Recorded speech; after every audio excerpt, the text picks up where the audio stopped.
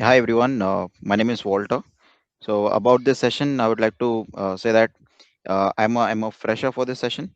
So I have no prior experience of share market, but along with me, I saw other people who do have experience in the share market, and attending the session has been a learning for every person who was a part of this particular session. So the key factors that everyone should consider that was highlighted, and it was broken down from basics to advanced, and this is what I will say.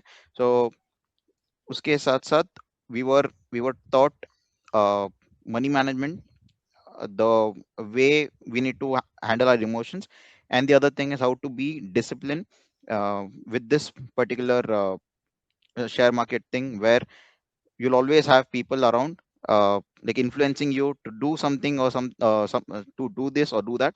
But the session has actually taught us that we can make our decision if we follow what has been taught in this session. So Perfect. I'm thankful for this session, and I would recommend everyone uh, to go for this session.